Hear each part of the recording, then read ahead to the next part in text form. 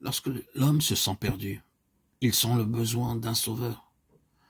La profondeur de sa chute doit être comprise, mesurée, pour que la hauteur, la profondeur, la largeur et la longueur de la grâce offerte puissent l'être aussi. Par le commandement qui est saint, juste et bon, et par les vains efforts tentés pour y obéir, Dieu conduit sa créature à voir son état misérable, à comprendre sa condition. Et la loi révèle l'impuissance de l'homme. Elle le conduit à la mort. Nous est-il dit dans Romains 7, le péché m'a fait mourir. Je suis vendu au péché.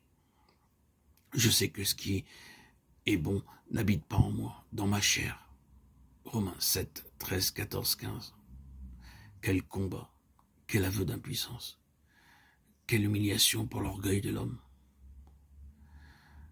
La loi est spirituelle, s'écrie l'homme dans son agonie, et je suis charnel, vendu au péché.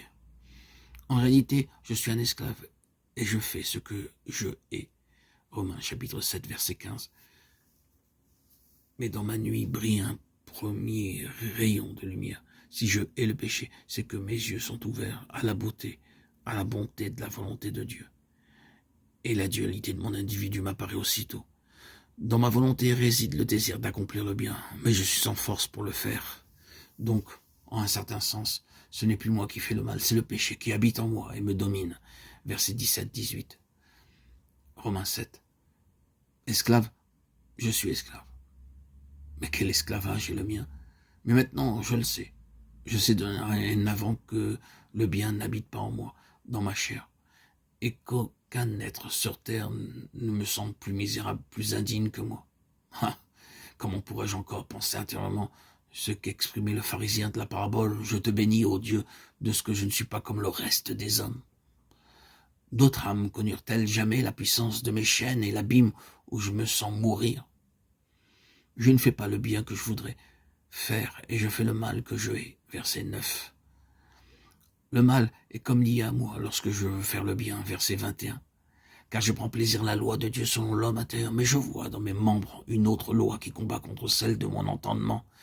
Je suis tenu sous la domination du péché, je suis son esclave, misérable que je suis.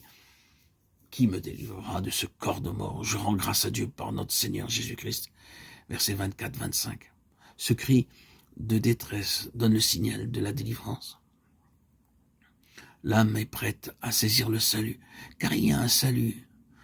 Le misérable a crié au secours, et par là, il a confessé son impuissance à se sauver lui-même. L'orgueil de la vie est brisé.